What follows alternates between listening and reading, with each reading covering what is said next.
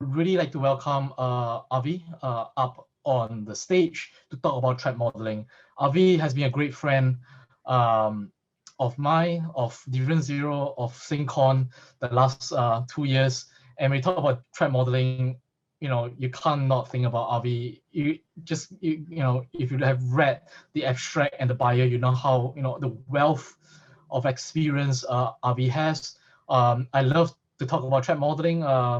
The first time I was into it, I think that was back in 2017. We actually got Adrian back then from Cortex Insight to talk about threat modeling. It was quite shocking back in the past when almost the entire world is talking about threat modeling. Microsoft is talking about it. Amazon is doing it. But in Singapore, there's not a lot of traction. But we start to see more of that the last 1 year. Late 2019 and going into 2020. And it's amazing that CSA actually recently published a guidelines about that as well, which the director of CII, Mr. Thian Chin, will talk a little bit about that guidelines before I put both of them on the spot for you, all of you, to ask them anything that you want. So use the chat function to talk about each other. But if you have any question for our speakers, please use the Q&A so that we can make sure that any questions that you have are answered by our expert today. All right, so without further ado, Avi, take it away, please. Hey everybody. Emil, thanks so much for the warm welcome. That was very flattering. My ego is going to get a bit too large here. Bit of ego injection there. Really excited to be joining you. Too bad it's not in person again. I would have loved to come back. Really enjoyed being in Singapore before. But, we make do. We'll do with what we got. All right, so as Emil said, I'm here to talk about threat modeling. And threat modeling comes back to answer basically the really important question that it's coming to answer is, how secure is secure enough? We could just keep going more and more security, and eventually we'll just fill all of our computers with cement and drop them at the bottom of the ocean, and that'll be super secure, except that might be too much, right? And the threat modeling is kind of a framework, a really great set of tools to help you know what kind of security you should be doing. Oh, there we go. Okay, so that's what we're here to talk about. Let me introduce myself a little bit more about my background. My name is Avi Douglen. There's my contact details over there. Feel free to reach out and find me. There's my internet face. You'll see me bouncing around. And if we ever do meet in person again, important things to know about me: I like my whiskey smoky. I like my beer stout. I like my coffee black. Hope you'll buy me a drink sometime. Hope I can buy you a drink sometime. When that ever comes back, ever. Well, nobody expected to threat model COVID, right? Anyway, a few other things you might want to know about me is that I do software security at a small boutique called Down Security, research, development, architecture, things like that. I'm also on the advisory board of Labs02 Incubator of the Our Crowd venture capital firm. I'm one of the leaders of the OWASP Israel chapter and the project lead of the OWASP Threat Model project. I'm also one of the moderators on Security Stack Exchange. If you're not familiar with it, I'm sure you've heard of Stack Overflow. A Security Stack Exchange is its sister site, same thing as Stack Overflow. Question and answers, but about security. Everything you want to know. It's a fantastic resource. Go for it. More recently, one of the co-authors, together with around 15 brilliant folks and myself, we authored what we call the Threat Modeling Manifesto. I'm going to mention this again in a bit. Very interesting to go into. So let's get back to our main question, right? We're not here to talk about Avi, we're here to talk about threat modeling. And this is the question that we all have to wrestle with. We might have the answer, but we might want to convince somebody else, or we might not know the answer, right? How much time to be investing in security? We're developing these great, big, amazing systems, software, products, services, and we need to make them secure.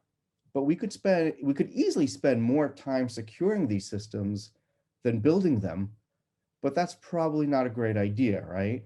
And it's not just time, it's resources. It's whether you're spending budget on buying products or services or products, and you're spending a lot of stuff trying to build in security. And there's always that trade-off, right? There's always that balance of, should we do more? Should we do less? Did we do enough? right? Because if you spend too much, you're wasting your time, wasting resources, opportunity cost. You could be spending this time in a much more productive way, and it doesn't look good at your end of year report, right?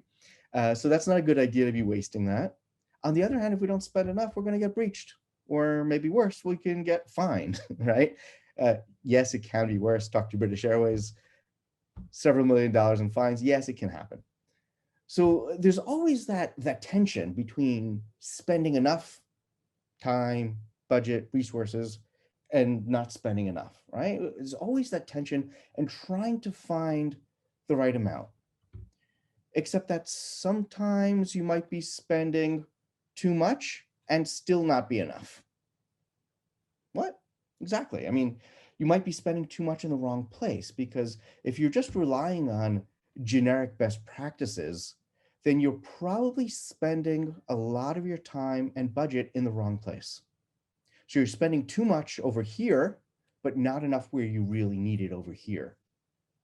And it feels like security should be a simple continuum, right? If we could just calibrate a little bit more, a little bit less, just find that one super magical spot that's the right amount of security, and then we'll be gold. But it's not a simple binary, more security for those who want more security, less for those who want less, right? It's not ketchup, right? It's not a simple binary. It really looks more like this. Pretty complicated, a lot of nooks and crannies, a lot of things to consider, and it's not a simple more or less. There's always a trade-off of finding where to be investing more. Is anybody here familiar with this picture? It's pretty common, it's a pretty classic picture. This is a picture of a World War II airplane, a bomber. And, as I'm sure you can guess, a lot of airplanes got shut down during the war. And obviously, yep, that's right. A lot of airplanes got shut down, and of course they want to bring the pilots back. They want to bring the airplanes back, super important, but so many are getting shot down by anti-aircraft fire and flak and things like that. So obviously they want to add more armor to all the airplanes, to the bombers. They can't put armor on the entire plane. That'd be like flying a tank. Too expensive, too heavy, too slow, cost too much, not enough metal, right? So the question is, where do we put armor? Where would be the most strategic, smart places to be putting the extra armor on that plane, right? That would make the most sense, that would have the most impact. So they started doing some statistics. They started collecting data, very smart move, started collecting data on all the planes that came back and marked down anywhere that the plane was shot, anywhere that the plane had bullet holes or damage and things like that, right? So you have each one of these little red dots as a place that statistically the planes got shot a lot, right? And as you can see, there's a big cluster right there in the center, on the edges of the wings, on the tail. So what they wanted to do was to go ahead and put extra armor on the places where the airplanes got shot. Those where the bullet holes are. We put extra armor on the planes to protect them from those bullet holes, which makes a ton of sense at first. Luckily, there was a statistician by the name of Abraham Vold who realized that this plan suffered from a very common misconception, a very common assumption known as survivor's bias. We were only collecting data on the planes that came back. And the plane that came back, that's a success for us. We only care about the planes that didn't come back. If they come back, we can patch everything up. We can heal everybody. We can fix those planes and send them back out. A plane that didn't make it back, that's a total loss. That's a failure for us. And you realized that obviously the planes are getting shot everywhere. And all these red dots are a sign that if the plane gets shot here, it's going to come back. All the places where there are no bullet holes, right? On the tail, on the midway, on the engines, on the cockpit, on the middle of the wing, all those places probably had bullet holes and didn't make it back. The fact that we're not seeing any data in those spots, that is precisely what is suspicious. And that is exactly where we need to be protecting a lot better. So they went ahead and put armor on those spots because that is what really matters to us. So it's not just a simple question of where are the attacks happening. We need to figure out which attacks actually matter the most to us. Which are the ones that have the biggest impact on our bottom line, on the things that we care about. Again, in this case, we cared about the airplanes coming back. So put armor where the bullet holes are not. In our cases, right, when we're trying to protect systems, we don't care about blind scans or script kiddies. We care about people getting in, about attackers getting into our systems onto whatever it is we define as providing the most value to us, right? Whatever provides the biggest impact for us, our crown jewel, some people like to call it. That is exactly where we need to be protecting. And that is what we need to be caring about. Because when we say we need it secure, and I hear this all the time, I'm a consultant, I hear this from customers, we need our system to be secure. And like, okay, what do you mean by that? What does secure mean? Do you want to not get hacked? That is a completely separate question from, protecting something, make sure that it doesn't get leaked. Because we're always going to be attacked. Most often, we're eventually going to get breached. What matters is what happens next. So these are completely different questions and completely different from how are you being attacked, right? We need to give consideration to the how as well. And we might want to give consideration to who is attacking us, right? If it's another country is attacking us, is a lot different from a bunch of 13-year-olds sitting in their basement just doing it for fun some evening, right? It's a massive difference. And if we're protecting from that group, it's a completely different story from protecting from that group. And of course, the whole continuum somewhere in between, right?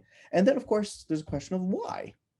Why are they attacking you? Are they doing this, again, for fun, for reputation, to bring you down, to make a statement? Are they doing this to I don't know, make $700 million off of you? I don't know. There's a lot of different questions, a lot of different aspects.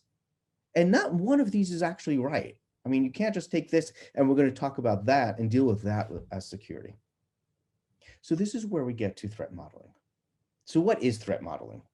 Threat modeling is, I like to consider it as a structured framework to think about security, right? We're doing a security analysis of your system, whatever software system you're doing. And I'm explicitly keeping this to software, just because that's the world that I live in. I'm talking about software. So you want to do a security analysis on that. And this is a set of methodologies, a set of tools that will give you a structured framework to consider different aspects of that. If you're familiar with the parable of 4 blind people, each trying to describe an elephant, right? And they're each going to describe something very different. This is moving around, but it's very firm. And this one is kind of flapping me in the face. And this one is solid on the ground and not moving. And they're all describing different aspects of the same elephant from their own perspective. And they're not seeing that it's part of the whole. They're not seeing that whole context. Threat modeling is a lot about giving that shared context, having a shared understanding of security aspects of whatever system it is you're talking about.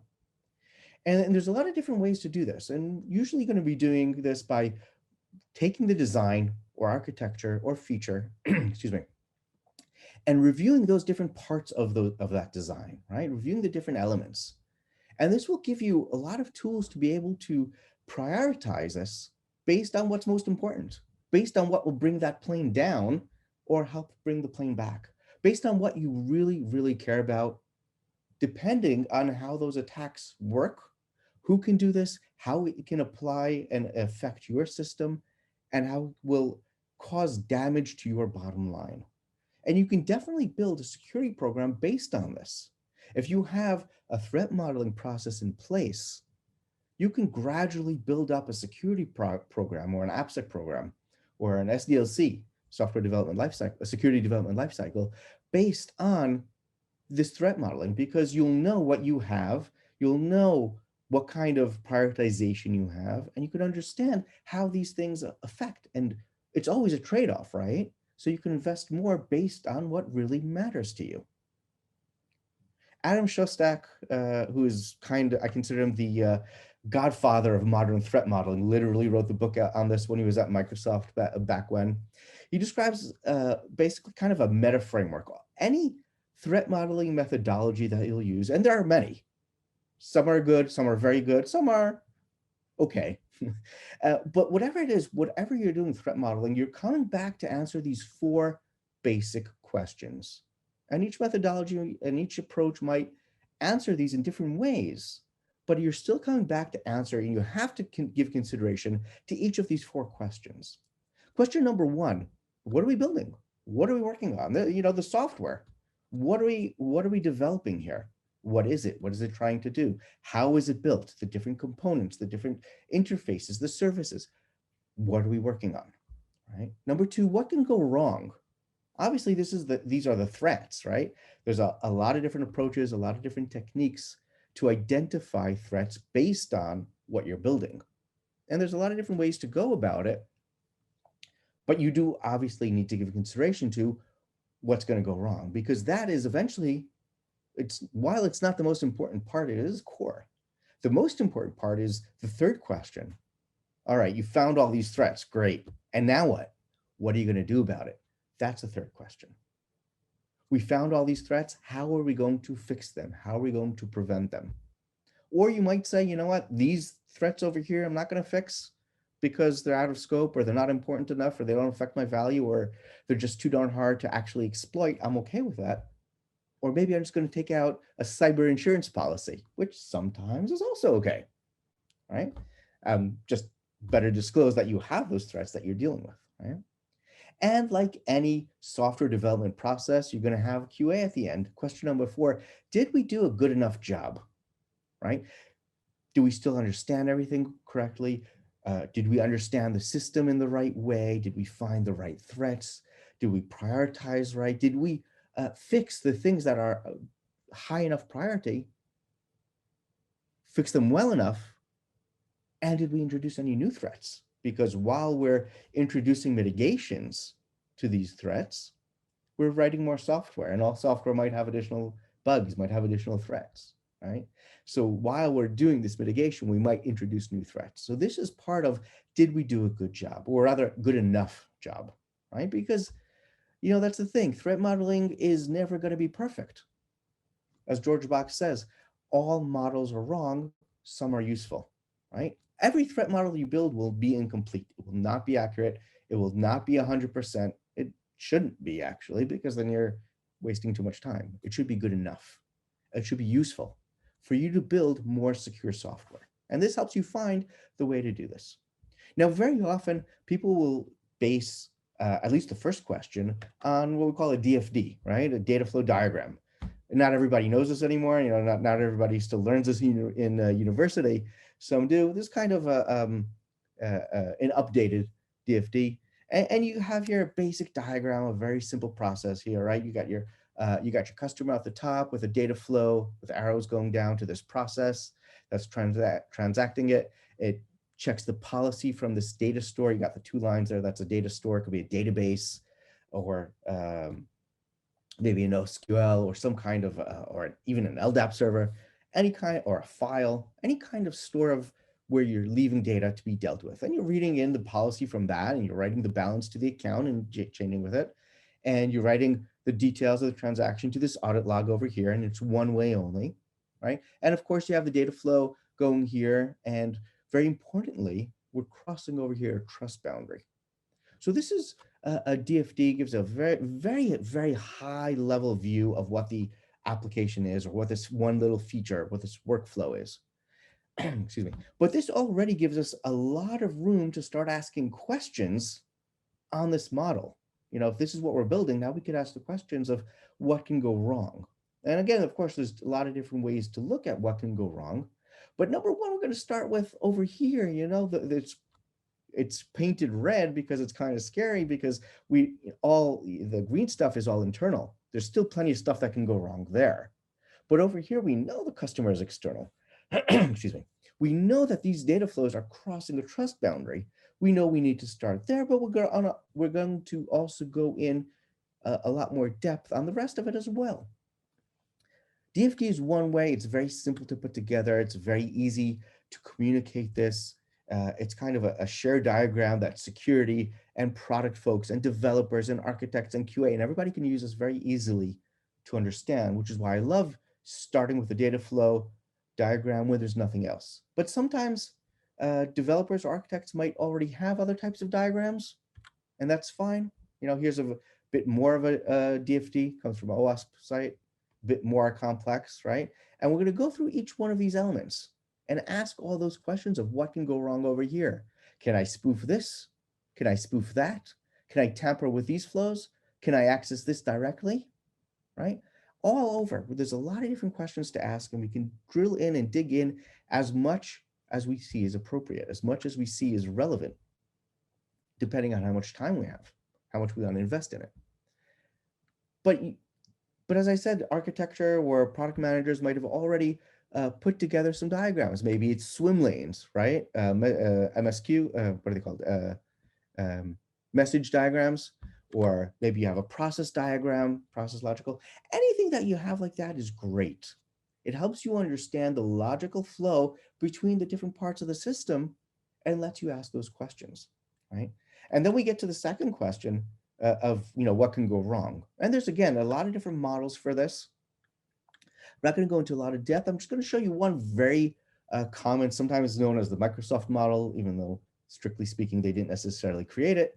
It's called STRIDE, and that's a mnemonic to try and find and ask the different questions to find spoofing, tampering, repudiation, information disclosure, denial of service, elevation, and privileges.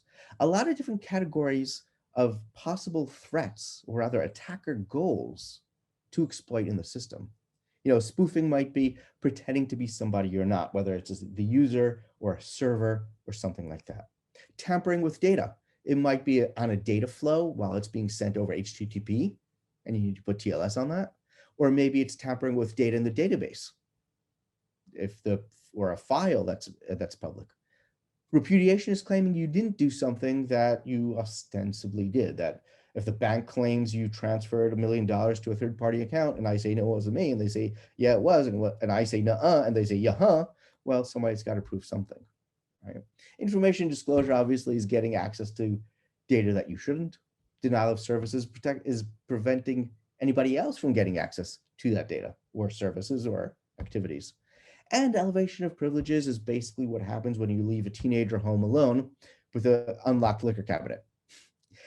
Anything that they shouldn't be doing, they're going to be doing if they can, right? So this is one model.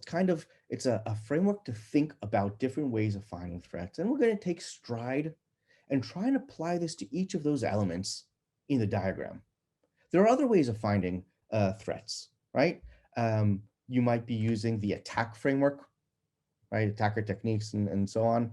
And there's a lot of different things like that. Or you might be using the CWE for a list, a huge taxonomy of all possible types, classes of attacks. So there's a lot of different things. And then there's attack trees, which helps you find, okay, so for a given logical type of attack, I'm trying to read other user messages. There's a lot of different vectors to get there.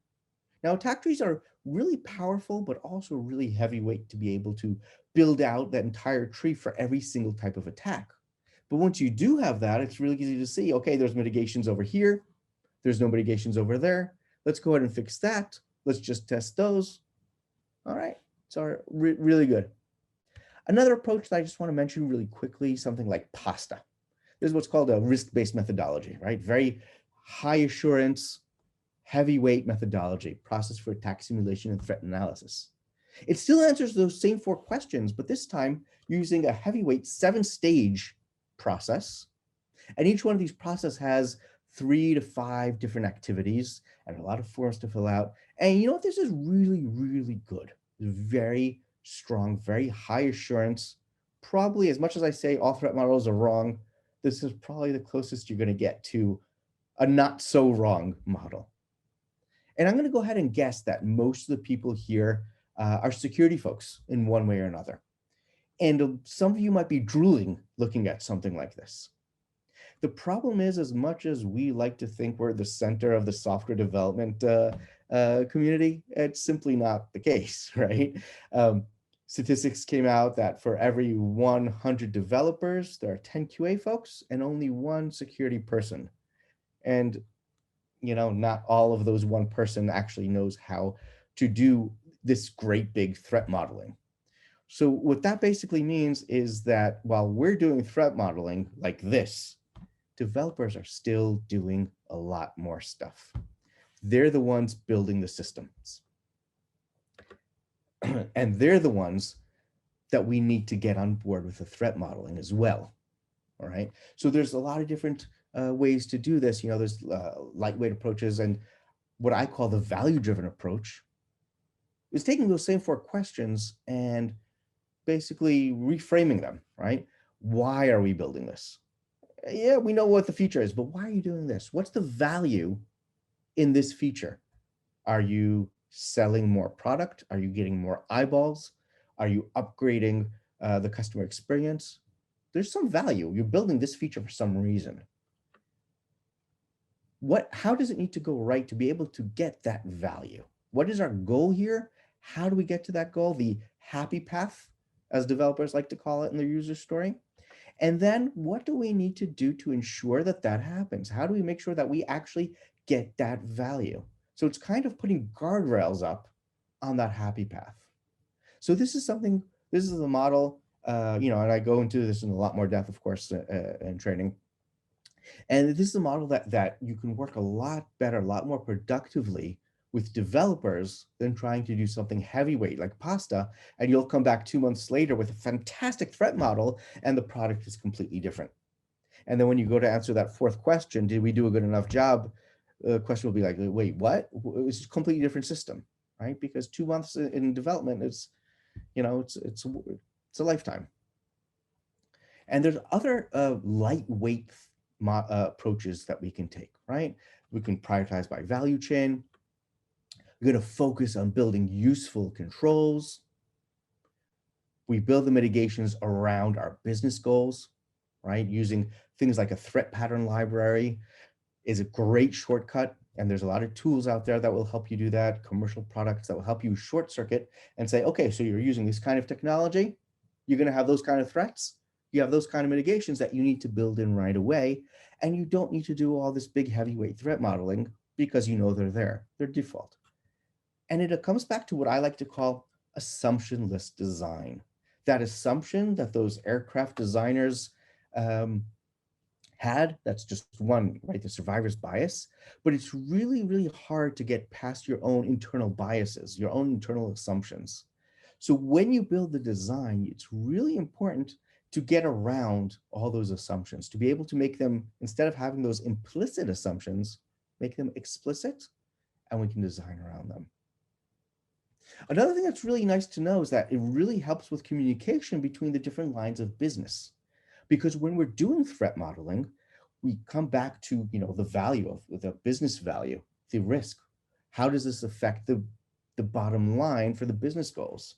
So instead of talking about technical attacks like CSRF, right, cross-site request forgery, that very few business folks or product managers really understand, right? But if you rephrase that as how this attack actually threatens your system, you change that to unauthenticated access to cash transfer. Well, you know what? That's going to get some attention. That will get fixed. You'll get budget for that. We have a stored cross-site scripting, and you know, every time I say this, and the development manager says, "Oh, that's against our policy. That has to be fixed." And come back to 2 years later, and it's still there because nobody really cares about it. But if you turn that into, well, we could actually take over the administrator account with that. Well, you know what? Next sprint, that's going to be in there because it matters. Same thing with something like authorization bypass. How does this affect the business? How does this technical attack or vector actually affect us? How does this threaten our system, our value, the stuff that we store, right? Same thing with denial of service, loss of revenue. These are things that we actually care about. These are things that will go up the chain to the development manager, to the VP of product, if you have that, right? Whoever really cares about what the business is doing. Now, you know, half hour, I kind of ran through so many topics and I skipped over a whole lot of stuff. If I had 2 hours, I could easily, if I could talk for 2 hours. Yeah. If I had 2 days, I could talk for 2 days, easily fill up with that. And I actually do have 2 days to talk about it. In May, as Emil said, we have doing the training, 2 full days going into a lot more depth on this, especially on all that lightweight stuff, and get that integrated into the process. I'm throwing this out there because I don't think I do this justice. It's an introduction. It's what threat modeling is, right? But actually to get into all of that, there's a lot more detail, a lot of more techniques to learn, and really important to practice. I always say, what's the hardest system to threat model? What's the hardest threat model? The hardest system to threat model is your first. That's why it's so important to do the first one together with somebody who's already done that before, right? I was lucky enough the first time I actually did threat modeling, I read about it for years. The first time I did it, I was at Microsoft. I did it with some of the biggest experts on their tools. Basically, they did it and I watched. The next time I went along and I actually led it, and it's a world of difference, which is why it's so important to do this with somebody experienced, because it's not just follow the guidelines and you're done. There's a lot of trade-offs, a lot of gray areas, a lot of levers to be able to pull and push. That's so important to practice. So in my training, I'm actually not only going into a lot more detail on this, we're also going to have a lot of time to practice this and discuss it. And that's really what threat modeling is about. It's about a dialogue. It's about a discussion and everybody bringing their own perspective to the table. And there's a lot of what they call soft skills, right? A lot of social interaction to be able to pull out that information. Long gone are the days where a person sits in his own basement with a hoodie for 3 weeks and comes back with an Excel sheet with 300 threats. I did that 12 years ago. There's better ways to do that now. I've learned a lot. The industry has learned a lot. There's a lot better ways to do that. And that's what we're going to talk about. In the meantime, May is 3 months away. In the meantime, I'm going to point you at this threat modeling manifesto. Very easy to find, threatmodelingmanifesto.org, right? Again, as I said, around over a dozen incredibly smart people and, a few others joined in as well. And we negotiated for 6 months to be able to find something that actually makes sense. Everybody there's many different approaches, many different methodologies. Find something that makes sense. This is what actually characterizes a good threat modeling process. There's a lot of different ways to do it.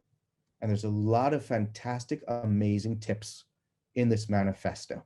Of course, it's public, open source, obviously. Check it out, and it's really useful, even to get started right away if you don't want to wait, and that's great. I hope that's the case. I hope you all get started with the manifesto now and read, buy one of the many books out there and learn how to do it yourself. Don't wait 3 months. Get started on that now. So just to wrap up real quick, I think I'm over my time already, so I'm just going to give you some real quick. You want a secure system, you have to design for it. Design for it by using threat modeling, right? What needs to be threat modeled? Everything should be threat modeled. Who should be doing threat modeling? Everybody involved in this software development process should be doing it, not just security people. Obviously, the threat model you build will be different, probably better, from something that a young developer would build, which would be different from what a QA engineer would build. That's not to say that any of those are wrong, right? Everybody brings their own perspective.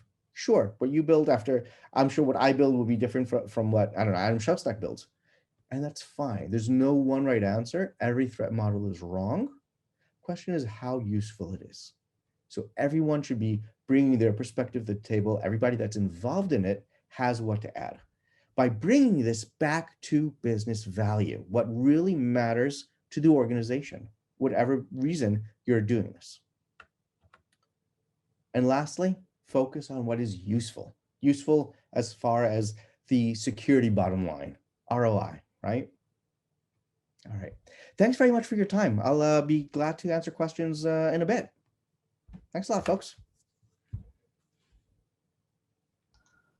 Thank you very much, Avi. Yeah, We'll take on the questions later in the Ask Me Anything session later. So next up, I want to introduce and welcome up on the stage Thian Chin. Thian Chin is Director of Critical Information Infrastructure Division in CSA. Similarly, I've been a good friend of Thian Chin for many years. We crossed paths a lot, especially in my previous life when I was looking into CRI in two of the sectors that Thian Chin govern. So just a quick intro about Thian Chin. He leads the CRI sectors, and those who don't know, in Singapore, there's 11 critical sectors that is serving what we call essential service to Singapore. Essential service that if you get compromised, you get attacked, it goes down, it will affect Singaporeans' life drastically. Thian Chin was brought in by CSA during the very beginning of CSA to look into how do we secure such systems. Yeah, so Thian Chin had a wealth of experience doing that. When Avi earlier talked about soft skills, Thian Chin definitely have lots of them, trying to convince all the CII sectors, all the CII owners that they need to adopt security. Love talking to Thian Chin the last couple, all the time. He's one of the more forward-looking security professionals that I've ever worked with. I honestly speaking, I always hate to talk. I always dislike talking about security with folks that just want to do security for the sake of security. And we see over the years a lot of security professionals are learning. And Avi earlier talked about how can we look at security from a value-driven point of view. And Thian Chin had a lot of stories to tell in terms of that. Right, so without further ado, I'll welcome Thian Chin on the stage to talk about one of a recent initiative he has been pushing, which is on a guideline on threat modeling. Thian Chin, take it away, please. Thank you. Thanks. And I'll just do a quick comms check. You're seeing my slides, and you can hear what I say? Yes, we can see you, we can hear you, and we can see your slides. Okay, the slides is actually in the presentation mode, right? Just to. Yes, we can see the cover slides. Yeah. Great, thank you. Thank you. Hi, this is good evening, everybody. This is Thian Chin, Director CII. I'm actually very humbled, all right, to be able to share stage today with Avi. I get very excited actually. I've meant to join this forum much earlier, but due to my work commitments, I wasn't able to do so. So this is my really first session. I can consider a noob here. All right, and I'm actually very excited to be able to share the stage with practitioners. I think where we have mind shares on approaches, on cybersecurity approaches for the wider community. So I will be sharing similar topics. One thing about sharing after your sessions after a practitioner, a seasoned practitioner, is that I was holding my breath when Avi was sharing his deck earlier to say that, hey, what if some of the concepts we don't see eye to eye, what are the things and at the end of his presentation, I kind of let out a sign of relief, because I think I resonate a lot of what Avi has shared earlier. I resonated many of these important points, things like the shared context is like, the most important part is about taking the first step. I think these are all very insightful and relevant points. So today I'm going to share on how threat modeling can be applied to cyber risk assessment. All right. I understand that some of you in the forum might have seen this before, because we have shared, CSA have conducted some closed door forums 1 or 2 months ago. So I'll be repeating some of this stuff, but I'm happy to have this conversation with you during the Q&A. All right. So the context is really about why do we need threat modeling? Why threat modeling is useful in its application to risk assessment. I think this is the framing and the context today. While Avi talks about the usefulness of threat assessment, threat modeling itself in the various aspects, this one actually comes down to applying threat modeling during the risk assessment phase. All right. So just give a context, evolution of cyber risk assessment. In the past, or many of the companies is still, or a lot of companies, organizations are still practicing what we call a compliance-driven approach. Now, it kind of showed up in the way a company conduct their risk assessment. All right, it's basically work with the end in mind, nothing wrong with that. All right, whatever is the regulatory and audit requirements, they just put it into the risk assessment, and they do quite a checklist approach.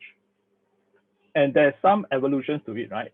Some of the companies we have seen practices what we call a vulnerability-driven approach. So they start with not the end in mind, not the controls, but looking at the vulnerability. They use scanners, Nexus, whatever, to actually scan for vulnerability, and they put it into their risk assessment. All right, and the end state, okay, what started this initiative, let me just take a step back, was that in CSA, we have an itch to scratch. What's the itch? We have been seeing so many risk assessments being conducted in what we thought was the incorrect way. There are a lot of pitfalls if we conduct risk assessment in a compliance manner, in a vulnerability-driven approach. That resulted us to say, no, we got to do something about it. How do we then shape the mindset and the practice, all right, of cybersecurity practitioners in organizations and drive them towards a more integrated, threat-driven, risk-based approach in how they conduct their risk assessment. All right, so there are upsides to that. So why? Why do we need to go? So I try to, in the next few slides, I will try to kind of compare the need to go. Why do we need to go to the threat-based approach? So first is about this. Disadvantages, all right? Disadvantages of compliance. Now, compliance does not equate to security. I think that's fundamental, all right? Sometimes we think that by taking a compliance approach, we have seen from our data points that many organizations wasted resources on controls that does not address the actual threat itself. So if you look at the controls, when we ask what is this control for, many organizations weren't able to articulate what risk or what threat does it address. And compliance can be binary, all right? It's interesting, you know, when we talk about cybersecurity and technology, the simplest denominator is actually 1 and 0, all right, binary. But when we look at problem statements at a higher level, we can't be looking at whether from a very binary approach, whether does it work or doesn't work, or does it comply or doesn't comply. It doesn't make sense at all right? And binary approach also lack the focus on root cause analysis. It just solve the symptom, but it doesn't tackle the root causes. For example, where is the attack vector? Where's the patient 0? Where's the path of attack, and things like that. And most of the time, when you go by compliance-driven approach, the residual risk is not being elevated. All right, we do not surface the correct residual risk. Now, if we talk about the disadvantages of vulnerability approach, it is highly reactive. It's not proactive. All right, we look at vulnerability and we patch, and it risks the pitfall. All right, it risks the danger of addressing gaps at a macro level, too macro. All right, and we miss the big picture. And only, of course, is addressing the known, but what about the unknown? All right, and the matrix is danger. Actually, there's a certain danger to interpret a vulnerability without understanding the greater context, the bigger context in which the vulnerability exists. And not all vulnerabilities needs to be addressed. All right, I think that's a very important point. So one of the downsides where we've seen is there's this fixation about every vulnerability, I need to address it. No, that's not true. All right, and by taking a vulnerability-driven approach, I think that could lead to potential gaps from the architecture and operation perspective. So there is an imbalance. Then, what are the advantages of a threat-based risk assessment?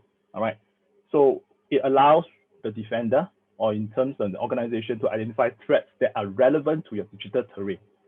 All right, so you start off with, this is my digital terrain. What are the entry points? What could go wrong, right? As what Avi has mentioned earlier.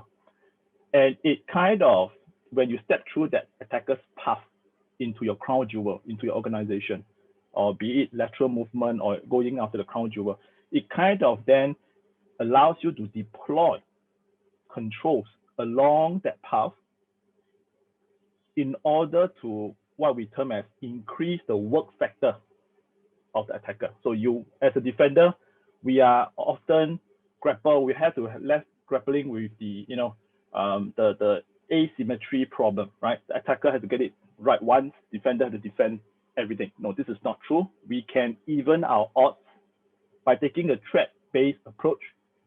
Defender can then decide and design how can I place my controls such that I increase the threat actor's work factor, make the threat actor work harder, per se. All right. The third point is that there are avenues and opportunities along the path to actually kill off the attacker's path before they reach the crown jewel.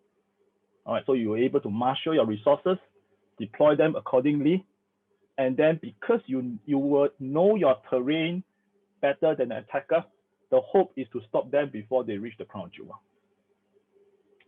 And last but not least, avoid by going through a threat-based approach. All right, we kind of minimize the blind spots in terms of addressing what are the relevant threats. Now, conceptualization. So how does this work?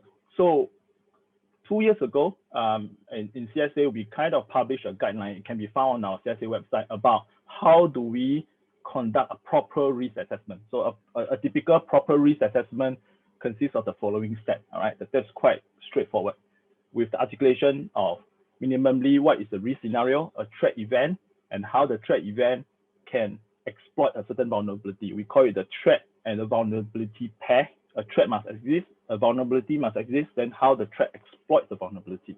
Simple as that. Then after that, you rate it, the likelihood. Now, the whole idea here is this particular threat model guide helps practitioners, helps user. It's the first attempt to plug in using these threat model processes, all right? Very similar to what Avi has mentioned earlier, to actually construct the threat event. All right, so it kind of augments the current risk assessment process so that we hope to achieve a better outcome. And the design of it is this.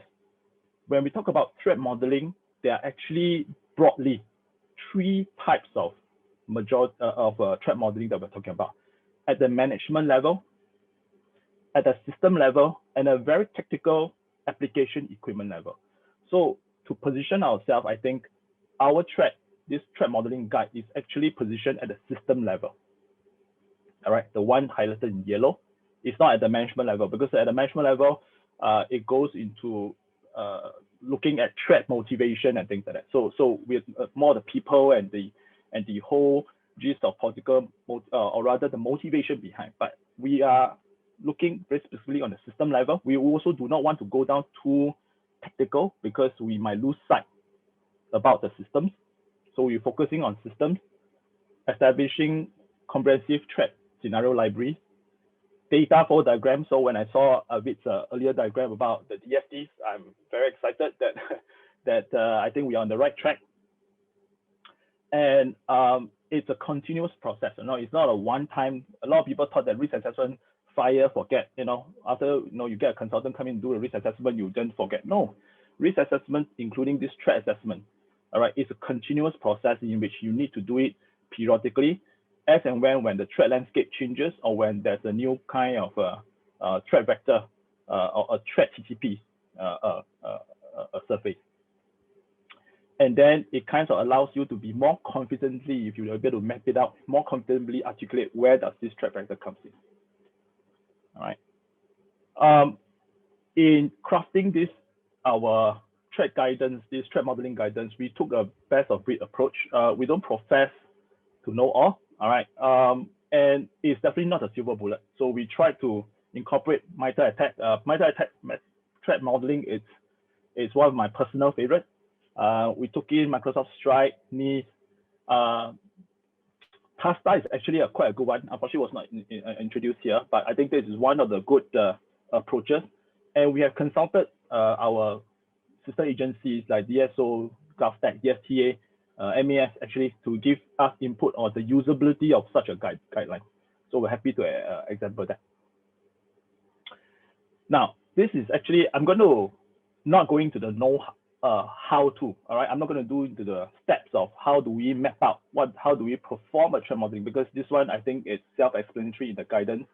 But what I would end off here today is actually to talk about pitfalls of trend. So while we are very excited about trend modeling, we need to be cognizant about what could be the potential pitfall. All right. So this is something which I would like to have a conversation with Avi during the Q&A. It's about be mindful not to get overly caught up in trying to identify all potential possible threats. We have seen teams who went into days and days just to map out the entire threat library. Now, I think for those who have practiced this, I think it is not healthy, because the risk is overdoing it, and then we miss. So it's a threat identification, it's an iteration process. All right. One of the wise folk that I spoke to who have practiced this, uses a time-based kind. So they gather a group, they give themselves 4 hours, 3 hours just to map out the threat in that system diagram, and that's it. And they then rate and do the risk assessment from there. And it's an iterative process. So do not try to at one time try to identify all possible paths. You find it's super complicated with the different levels of DFDs, and after that, people are kind of suffer certain exhaustion.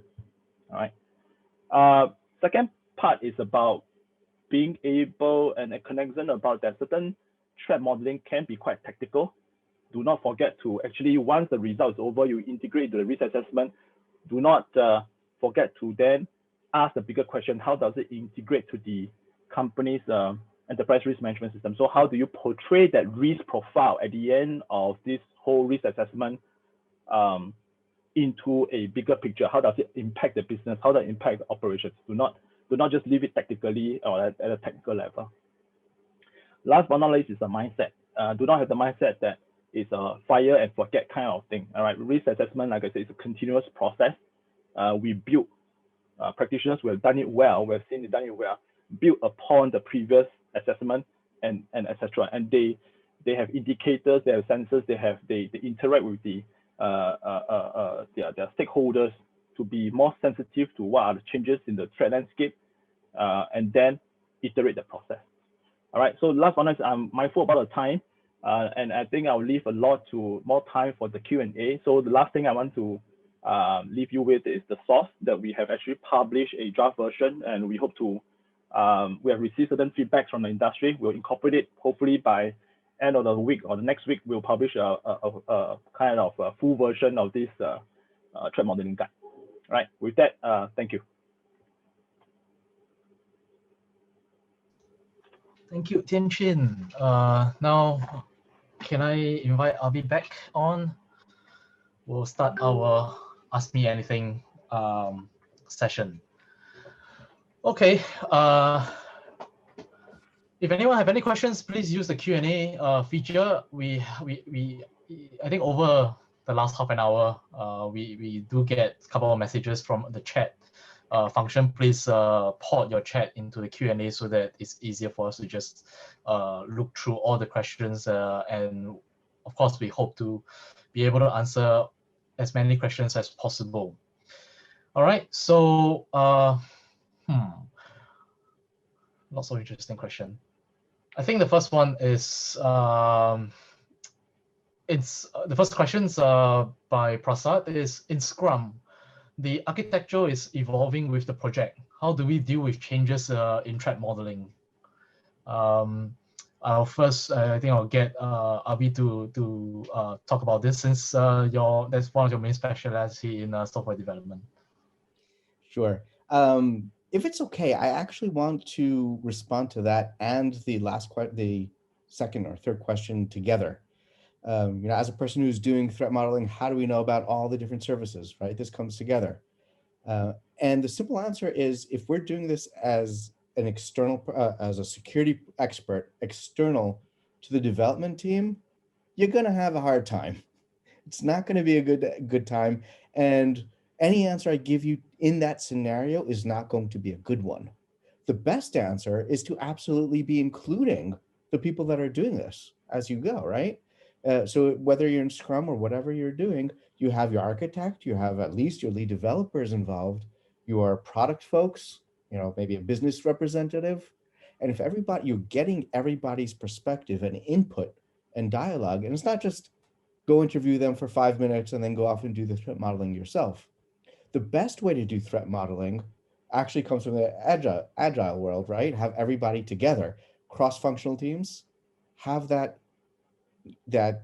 one big meeting with everybody involved, that everybody, as you're describing threats, somebody could say, oh, actually, that's not reasonable, or that doesn't actually matter.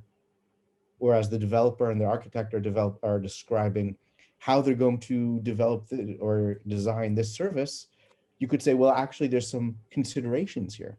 So if you have everybody together and not expect that one security person to know everything, then as they go and continue developing and designing and creating more features, you're still going to be having that threat modeling as you go. So by simply having them part of it and relying on them to know it, and as they continue to develop, you're going to be creating, as they create changes, you're going to be creating more threat modeling. As Tian said earlier, it's not one and done. It's continuously going. You're always doing. You're never done with threat modeling, like you're never done with development, right? As you develop, more threat modeling. Think you got anything to add on this? No, I think pretty much Avi covered everything. He's an expert in the software development lifecycle. I fully resonate. I think there are certain principles that approaches that we can relate to. I think continuous process, start small, start fast, start easy. Don't be too ambitious about threat modeling. It's not about getting it right. It's about getting it go through that process, right? Actually, the mental model actually kind of changes in a way. So I think that's from my perspective, I think it's important for practitioners to have that kind of shift in the kind of practice and adopt the kind of approach in cybersecurity. Yeah. If I may add on, I think I'm appreciative of some of the question being asked here, but I think earlier on, one of the participants by the name of Kia Hai actually posted a question. I can't find the question about who should fund, I think along the line, who should fund the info. Yeah, if that could be surfaced, I mean, I will take this opportunity to actually reply that, because I don't see that question being posted it's now. actually it's lost in the chat. So if anyone have any question, please use the Q&A. It's easier for us to filter it through the Q&A box that's coming in. So yeah, we have a question earlier by Kia Hai. He asked who in the company should drive information security spending. Okay, I will have a go at that. So it's interesting, right? Who should drive it, depending on what you deem as drive. I think to take cybersecurity seriously, cybersecurity should be a C-suite decision. It's not an IT decision. All right, it is a business decision. So typically, different function leaders in the organization have different functional roles. So the CISO will work very closely with typically the CIOs to say that, hey, in terms of putting this digitalization or this product in place, this is the kind of security measures we have to build in, and this is the X dollar amount of money. And they will go together to the CEO and have a debate about having that trade-off decision being made. Now, CEO, the question to us is who's making that trade-off, right? So CEO is the one, typically is the one that making the trade-off. There shouldn't be anybody else, then the CFO will then chime in, the legal side will chime in to talk about legal risk, reputation, the CFO will talk about costs and benefits and ROI, right? That's the favorite question that the CFO like to ask CISOs about what is the ROI of the cybersecurity, right? It's a tough question, right? And I'm not too sure whether should they be understandably so, but I'm not sure that is the right question to ask. But so those are the things that are being surfaced at the C-suite. I think the important thing is then who makes the decision, who makes the trade-off? The CEO. All right. I mean, it's a long answer to your short question, but it is a collective effort at the C-suite level. It should never be taken as an IT effort or even down the chain. Thanks. Avi, you got anything to add on this question? If not, we'll move on. Yeah, I wouldn't disagree with that, but I would drill down for a second and ask, what kind of organization are we even talking about, right? Because there's a world of difference if it's a enterprise software versus free downloadable versus a consumer bank, right? And no, they say nobody pays for security.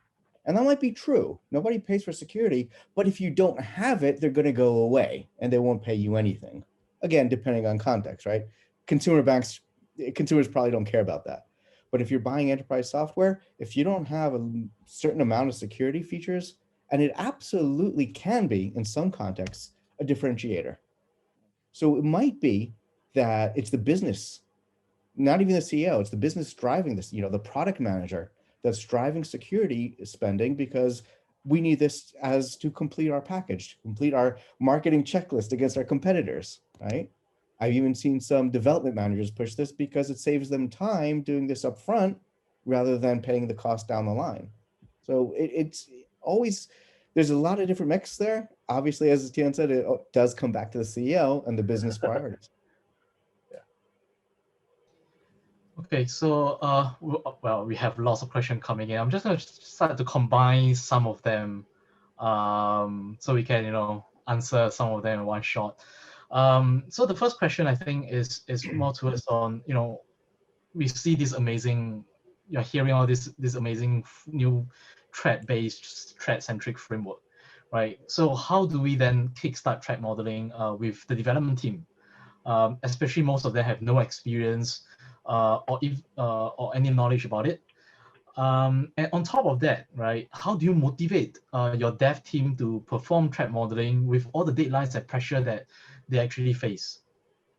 So I think I'll start off again with Avi, since it's there's quite a bit of software-centric elements.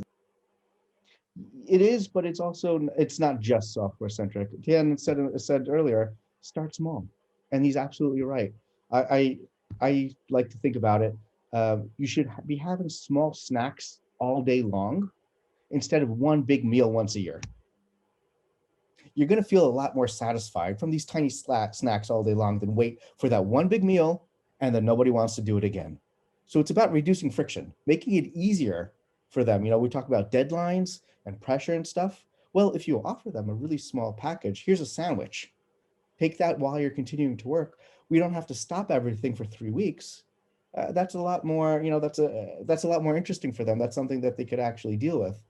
And then you give them that small, let's take 90 minutes out of our day and talk about this big fancy feature that we're building. 90 minutes, you could do that. Not every day, once. We'll do that. And they'll very, very quickly see the value in that. And they'll come back.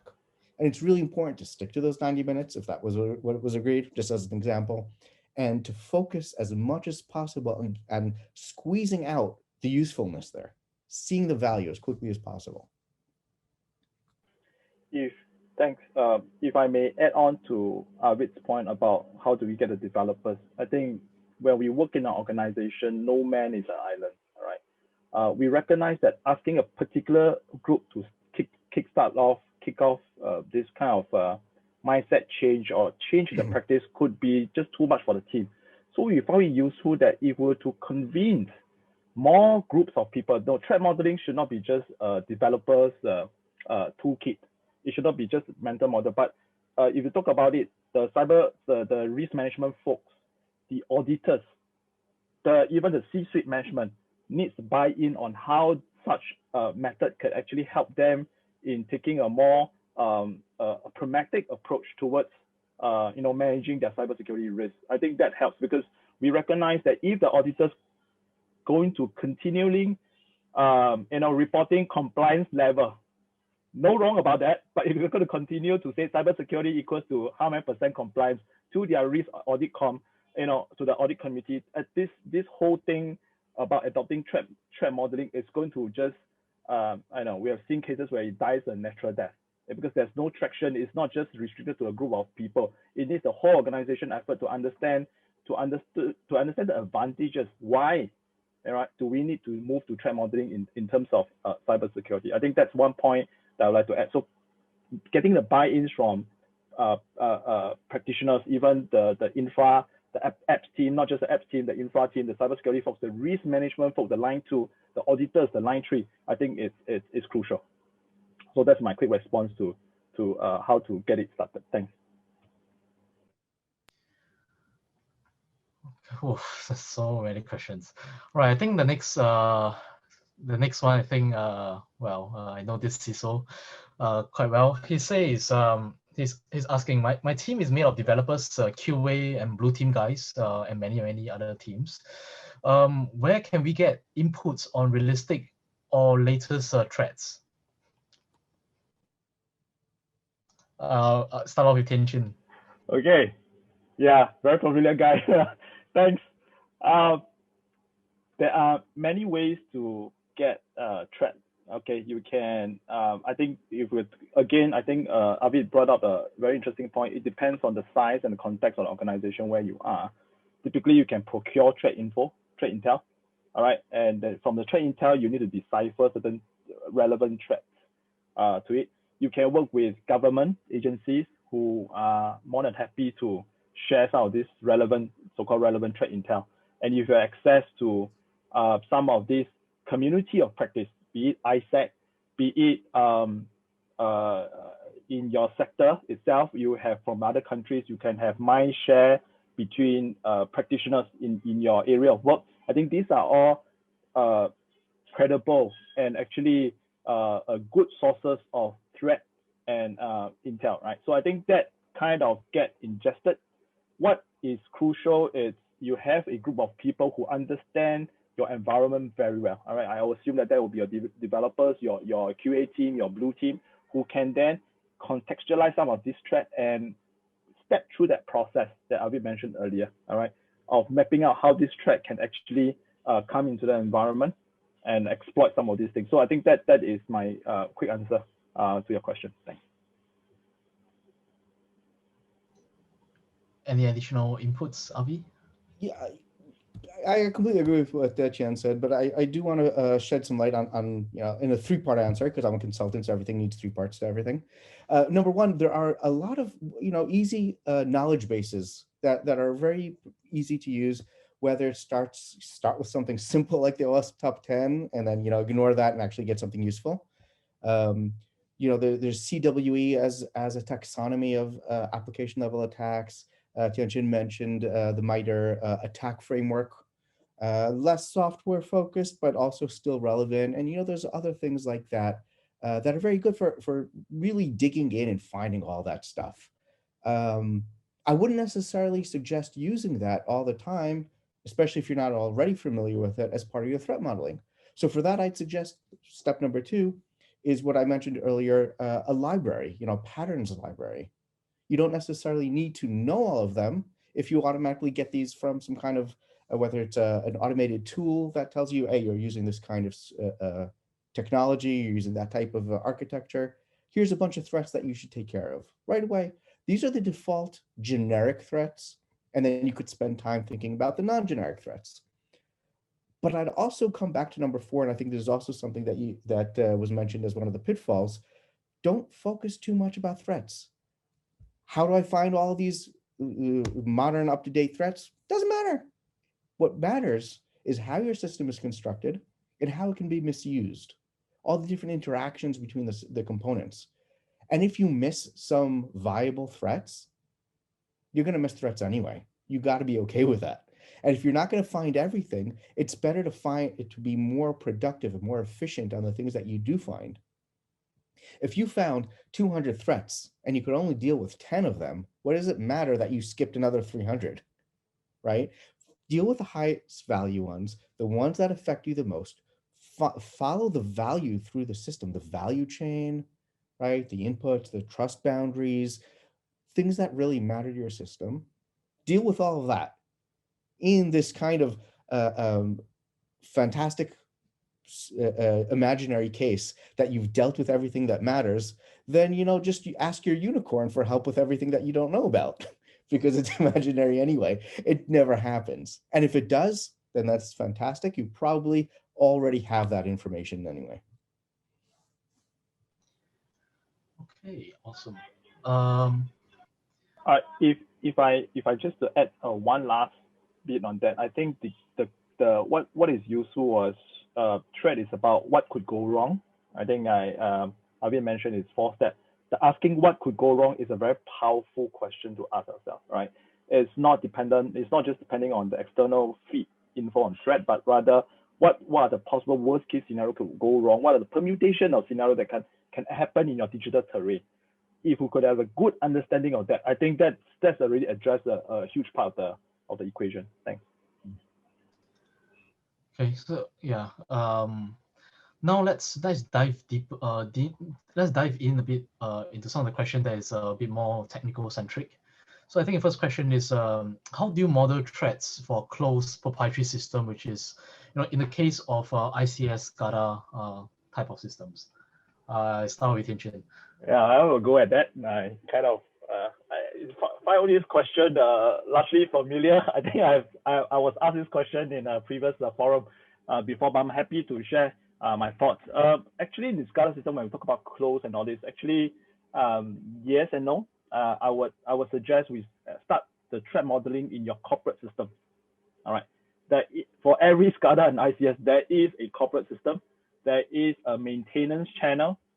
If you do have certain remote access maintenance, those are good avenues to start your threat modeling, and you work your way into, because most of the time, a breach to a power plant, a SCADA system, a water plant, if you look at it, the entry point comes from the corporate system because it's easier, it's more porous comparatively if you have locked down your ICS environment.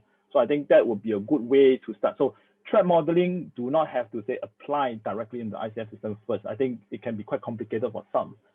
So that's one point. My last point on this is from the SCADA system, if you talk to engineers who have been through the process of the failure mode analysis, engineers typically have those FEMA.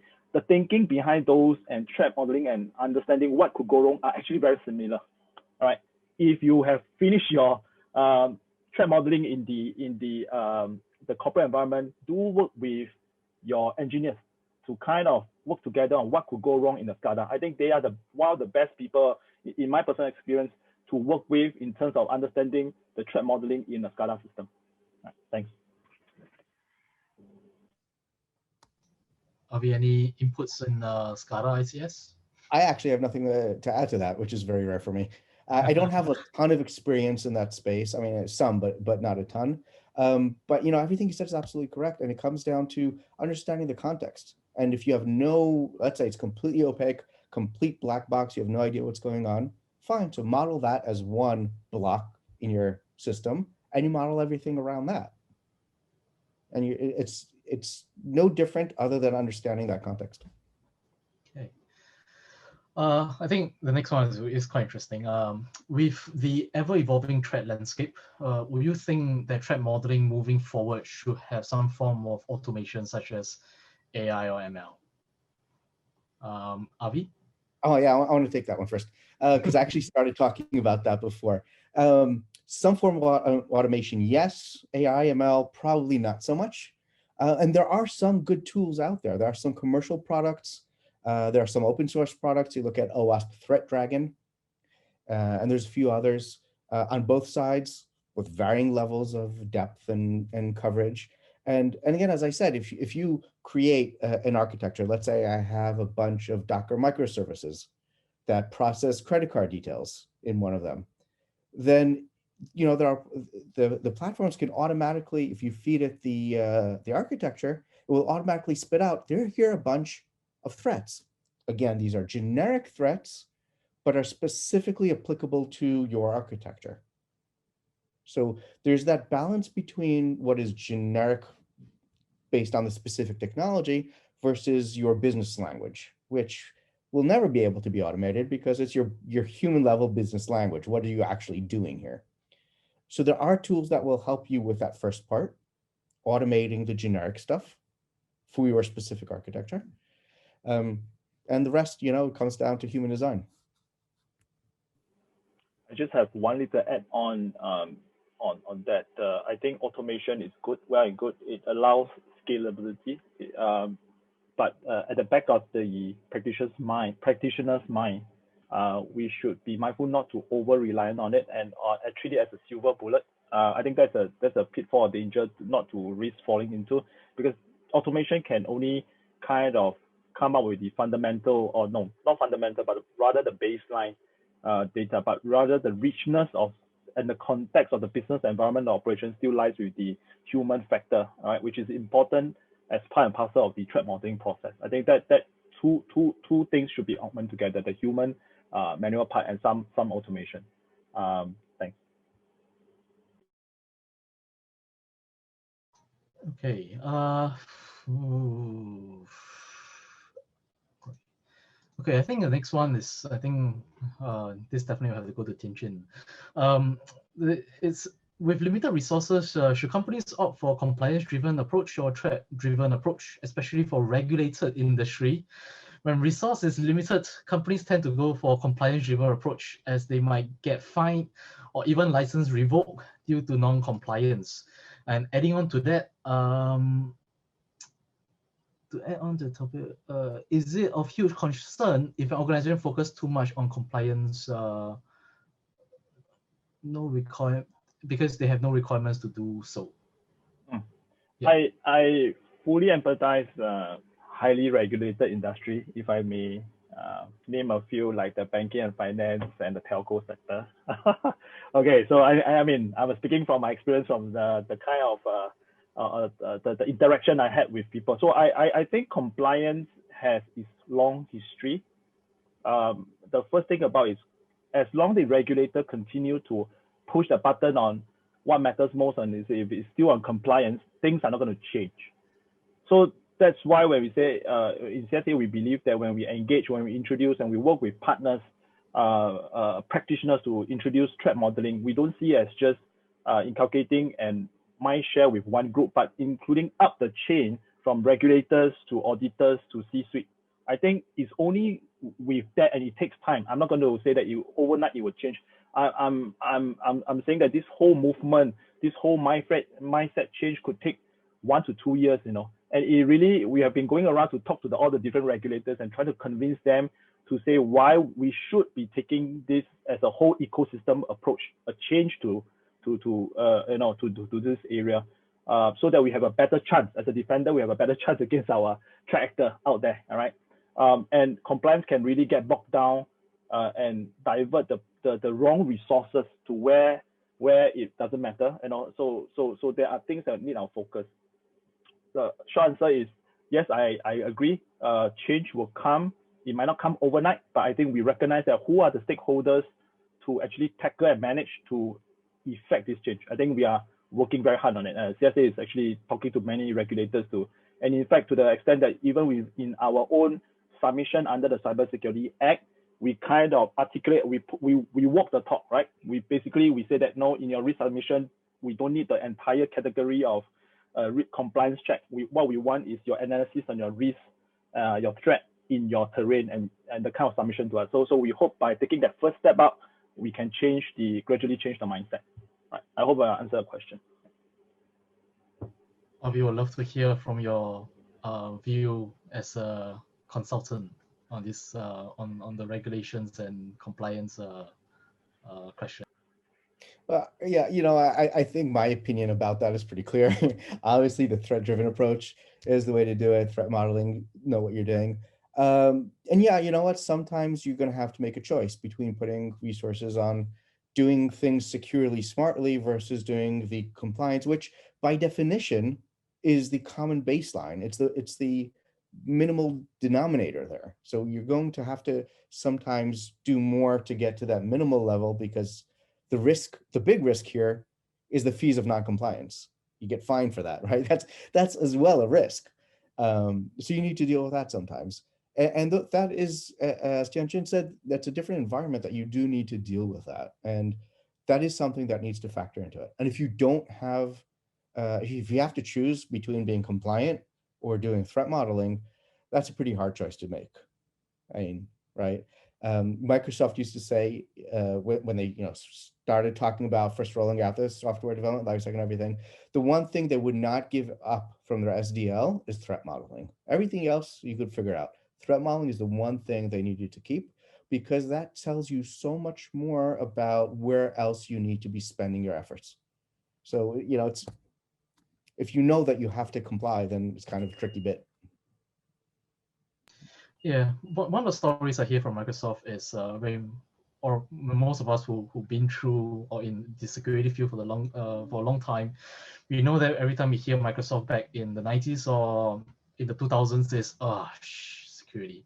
And one of the stories that I always hear within Microsoft is since they started threat modeling, things started to really change, and they take on more ownership in terms of security. The developers understand it better, and so on. So and that, I think that's why they are the one who walks the talk and drive the adoption of threat modeling. Okay, we actually got a very interesting question in it's not in the chat, it's not in the Q&A, it actually went into my email. It's a very long one actually. So listen up, guys.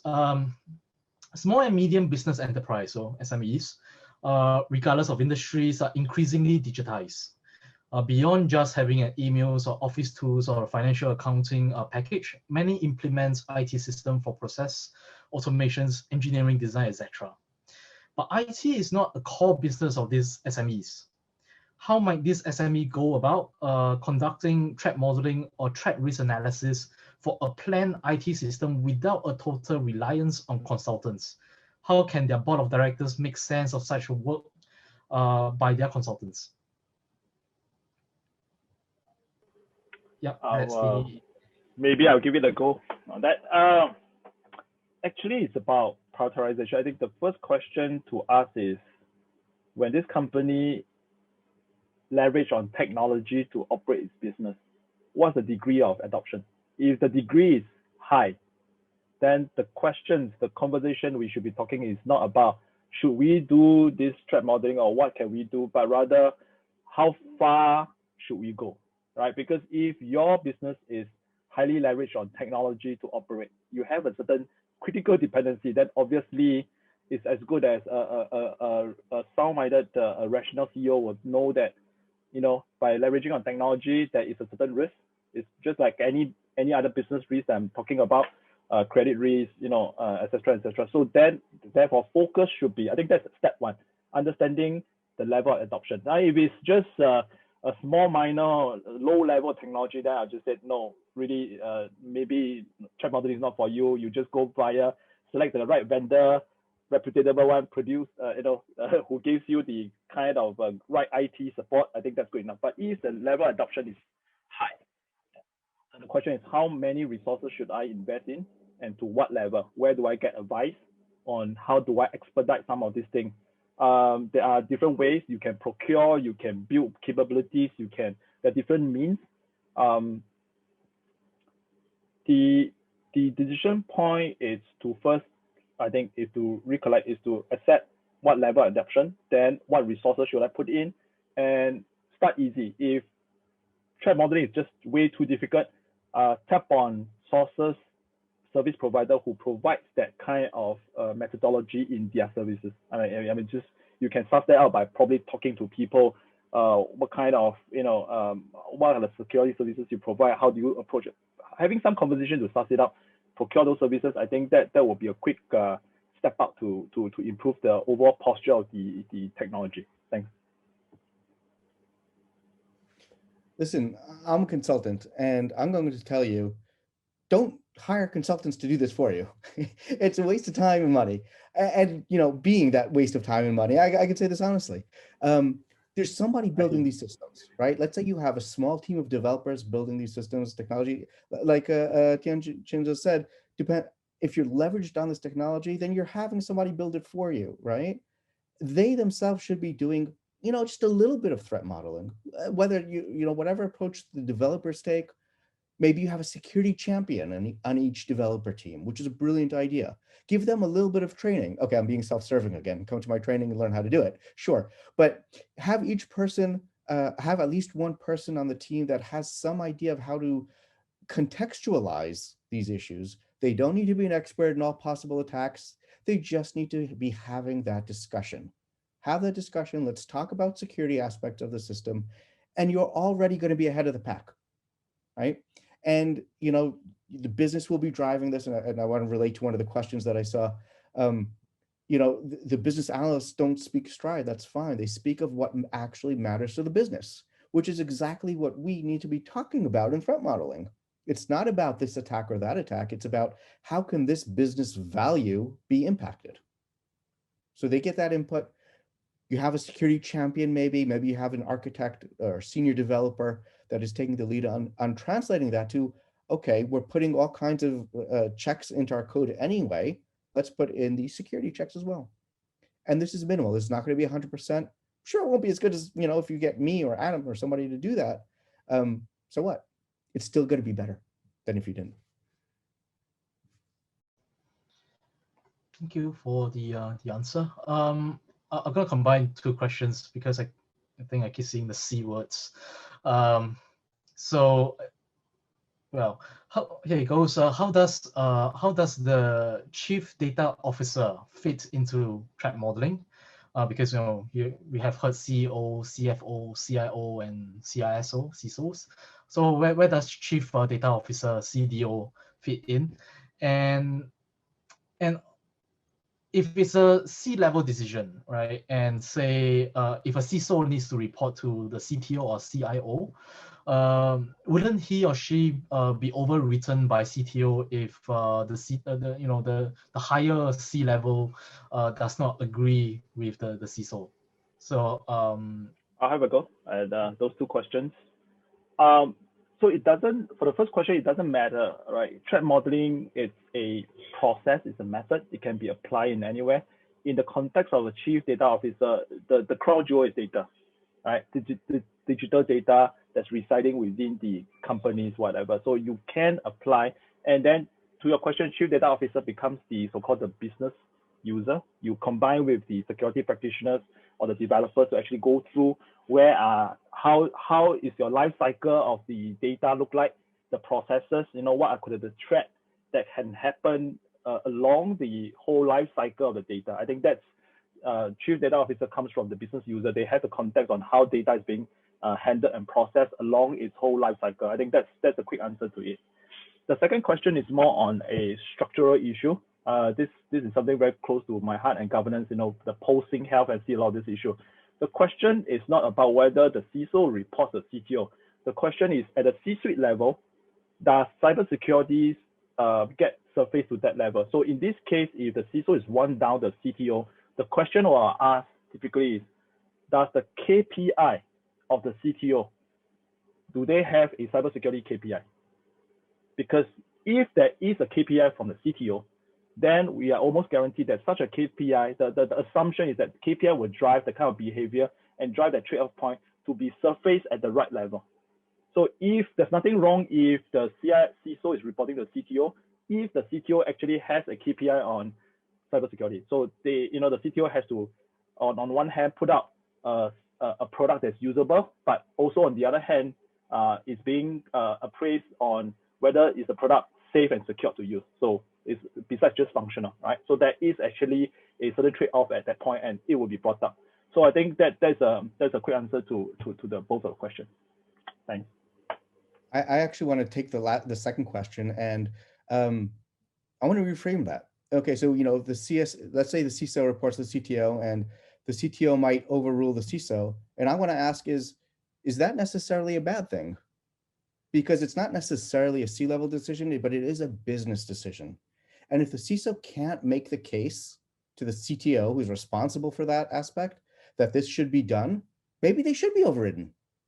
It's perfectly legitimate. If you can't make a valid business case that this should be fixed or this should be done, don't do it. And that's exactly where you should be.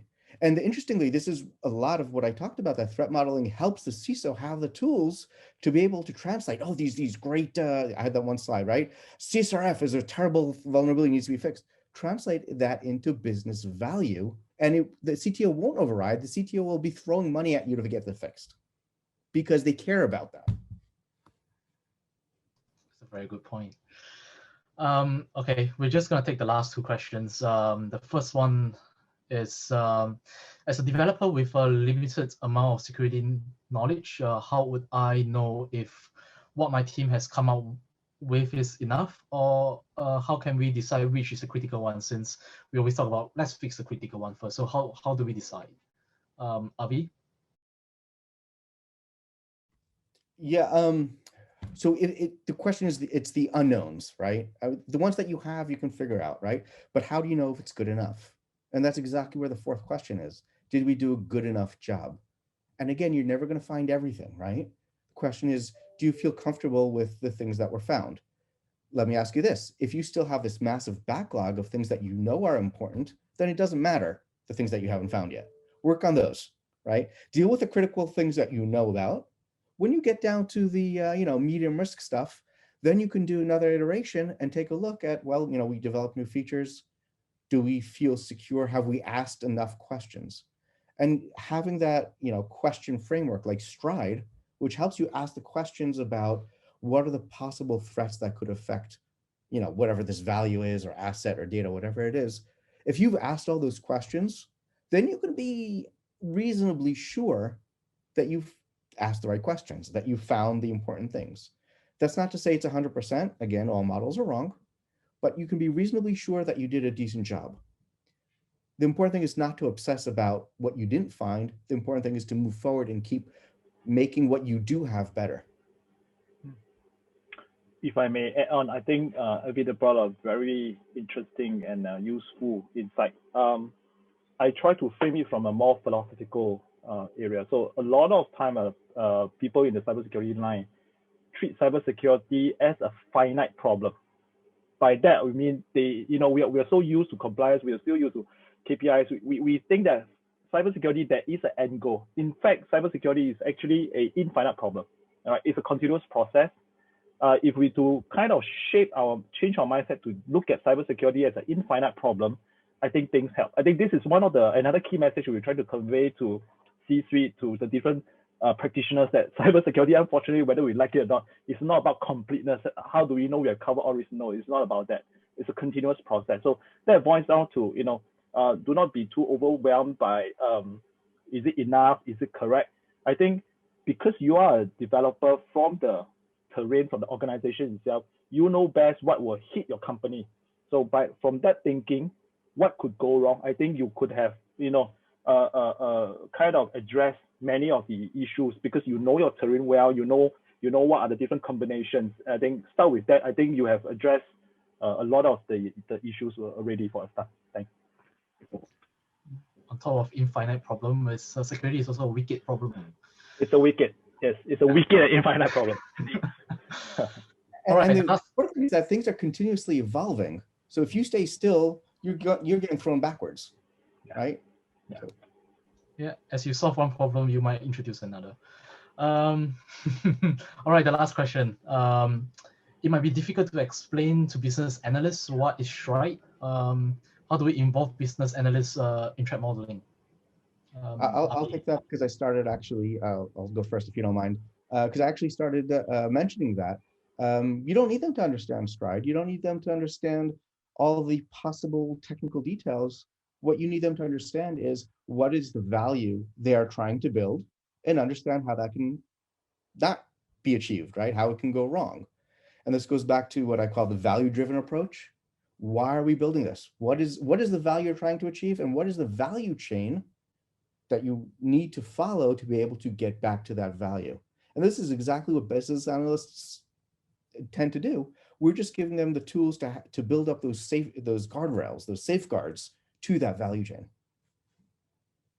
I love how Avi framed this. It's about value chain. I think that's I resonate that with a lot, because a lot of the people that tech folks, we think it is a technical issue. No, it is not a technical issue. There are stakeholders, in this case, in this context, the business analysts. Understanding the value chain helps, and then we kind of come in from what could go wrong and the different interruptions on what the value change. I think this is a way to communicate to them, and they will find it useful by stepping through these processes. So yeah, I fully resonate with what Avi has mentioned. Thanks.